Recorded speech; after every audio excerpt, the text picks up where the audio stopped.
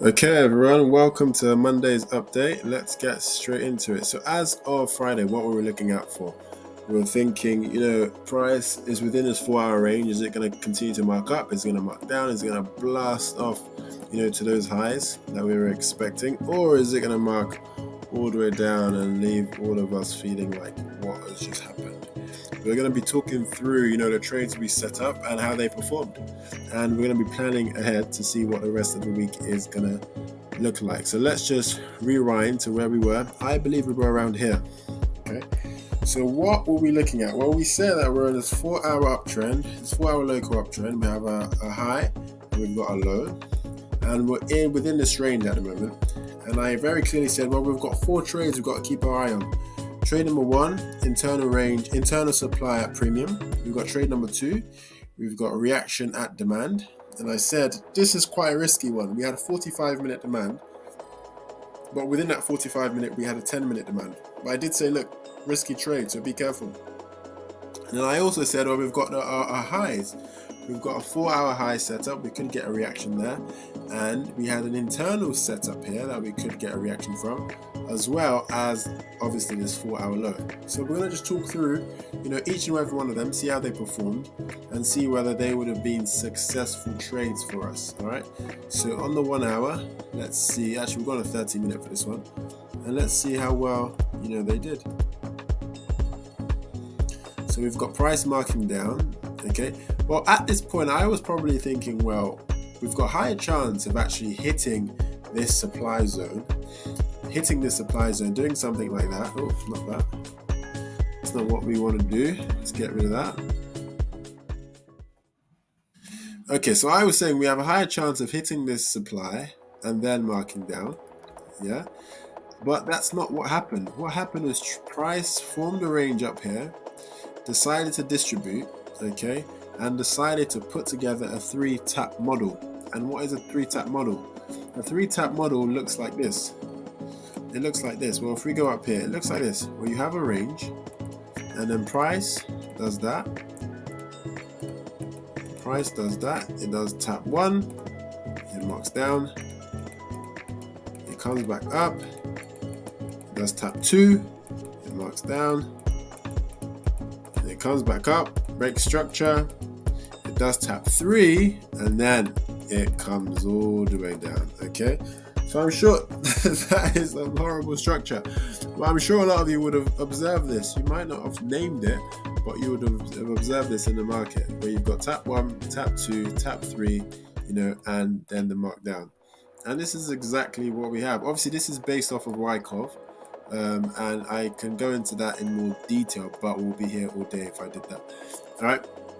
But that's exactly what we had over here. So we can investigate that further just to see exactly what happened. So I'm gonna put a nice rectangle here in the range, and let's zoom in. Let's say go on a 12-minute, and we can see here. That we've established tap 1. Okay, we've come down. Broken. You could have taken that as tap 1, but tap 1, tap 2, okay, and tap 3 came around here. It didn't quite get as high as the previous tap, but it came around here. There we go. Tap 3, and then we got that mark down. Okay, then we got that mark down. So that's what happened there. Our 3-tap model over there. So price didn't go as high as we thought it was going to. We thought it was going to actually react off that supply, but it didn't. It changed direction before that. And as it was doing that, of course, we can see what is market cipher doing. Bearish divergence. Higher prices, our momentum waves are going down. We've got our money flow, curving down, showing that money is leaving the asset. All right, this is a bearish signal.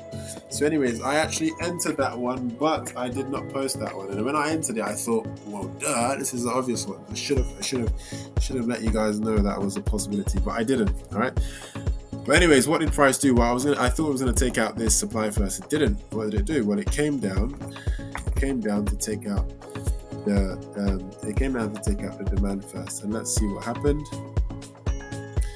So price marks down. Price marks down. Okay. Price marks down, and price got to our level. And this is our level. Let's see, would we have been able to enter that trade? Would we have had the correct signal that we needed? Well, we can check. Now, what is our signal? Well, we're looking for market cipher bullish divergence. Yeah, and we're looking for a market structure change. And I'm sure you can already see it. We've got a divergence here. We've got a momentum curving up, and then we've got a price coming down. Note, this was kind of a massive wick. All right, this was a massive wick. And this, although, it did burst into that demand, which would have made a lot of traders, think, oh, this is quite an aggressive sell to buy. So what's going on? Should I stay away? But, it closed above our demand. So it shows that, a reaction off this, point is still probable. We didn't get closed below it. And, this wick encompassed all this price action that was taking place there.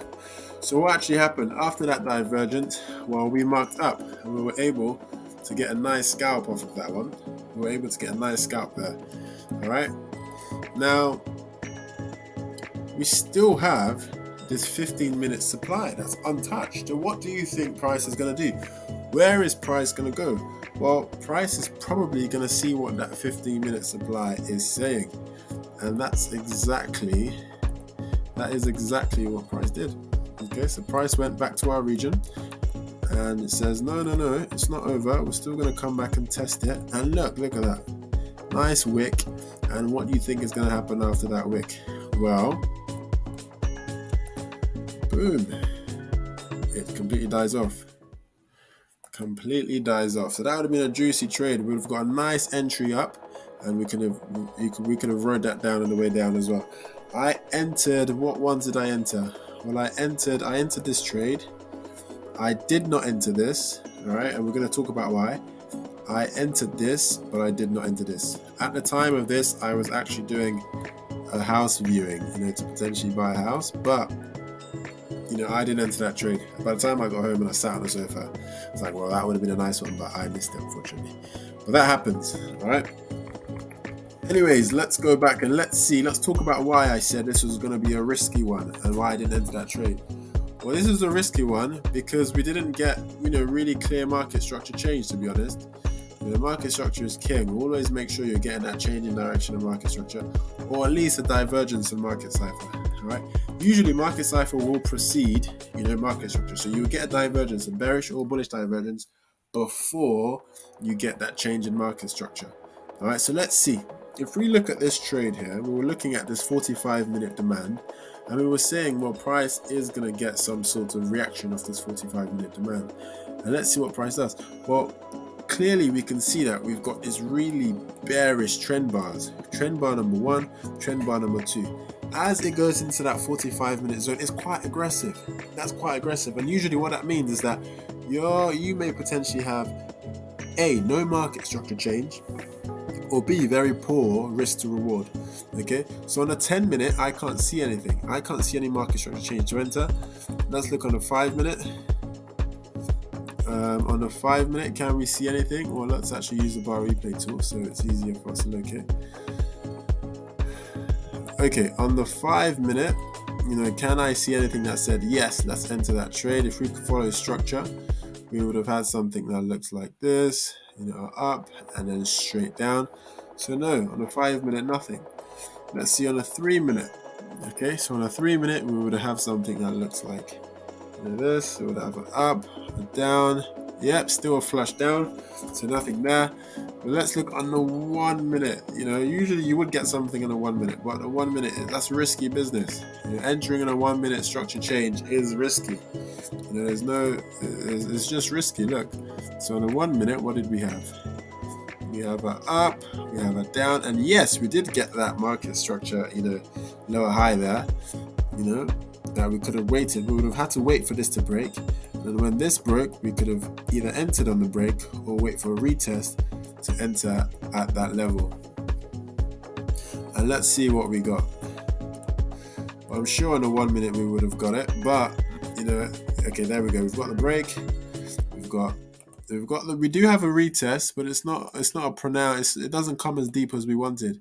We've got a retest that simply just wicked, or didn't wick it, but it just kissed that level basically. Because if we think about this as our range, we break out of the range, and then the price comes back down and just touches that level and goes further up. So that would have been where we entered. Okay, that would have been where we entered.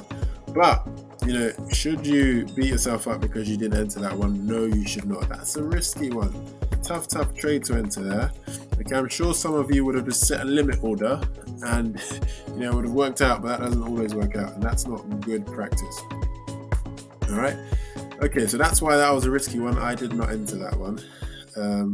Entered that up here, did not enter that, and enter this down here.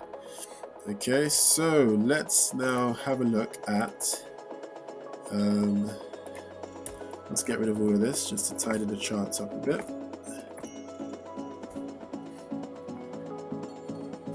Okay, so where are we? Where are we as far as price goes? But before we talk about that, let's see whether we had a signal for this trade over here. Well, if we go on a 12-minute, let's see if we had a signal. We do not have a signal on the 12, but on a 10 we do. As we go up to that supply zone, we can see clearly price goes up. As price goes up, we've got our momentum waves, tending downwards. We've got our momentum waves tending downwards. Okay, let me just get this so you can see it properly. We've got our momentum waves tending downwards. It's not very clear, but it's still a negative gradient. Okay, and at the time of the trade, we can see that our money flow is also going in that down direction. All right, so we could have actually entered that one. And another reason why that was a juicy place to enter is that that was our range high. It was our range high. It was the high of our range. So we needed to be watching that region anyways. And what do I mean by it's our range high? I mean it's our range high. Whoops. It's our range high because, well, where is our range? Well, this is our range. That's the range. Okay, in terms of our range, we've got, again, another three tap model. We've got tap 1, we've got a tap 2, and we've got a prolonged tap 3. And we come down. Okay, so that's exactly what happened. That's what's transpired over the weekend and today. So where are we now? What's the plan moving forward? And what does Bitcoin have? Bitcoin. I'm really hungry. That's probably why I said Bitcoin. What does today and the rest of the week have in store for us? All right. So first things first. What's the higher time frame saying? Well, don't forget, we're still in that 4-hour structure. All right. In the 4-hour, in fact, let's go a step back. Let's go on the weekly. Let's see what's happening on the weekly. All right. Let's really get a global picture of what's happening. All right. So on the weekly, what do we have? On the weekly, it's clear, very clear, that we've had our bull run. Yeah. We had a bull run, a high. We had a low. Then we wicked that high, making this a targeted low. Okay, so we came down, we broke structure. What do we expect after breaking structure? We expect a retracement for further downward action.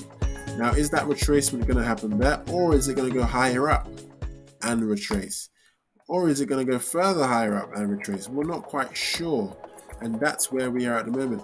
Why is it reacting here? Well, it's reacting here because this is a very clear fib zone. We can see our fib 618 level. That's where we're reacting off, and we can also see that we have that region is our value area high from the last bull cycle. So if we draw that across, we can see that this is our value area high from the cycle.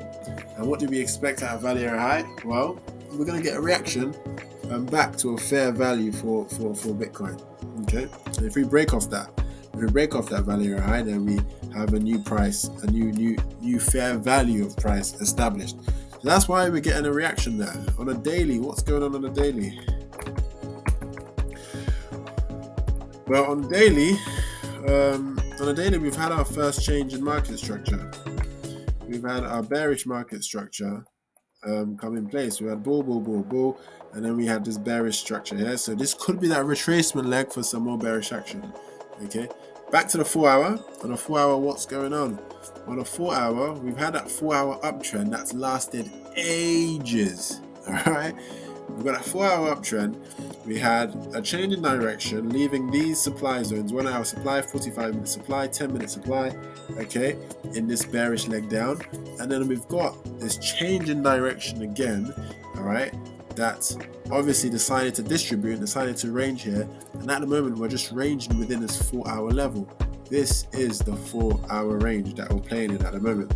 All right, so what do my next trades look like? Well, it's quite obvious. Whenever you have a range, you're either going to react off the extremes of the range, or you're going to break out of the range. All right, so what we can do is we can get rid of these, because these have played out. We no longer care about these levels. All right, it's old news, they're gone. All right, and this is where we are at the minute.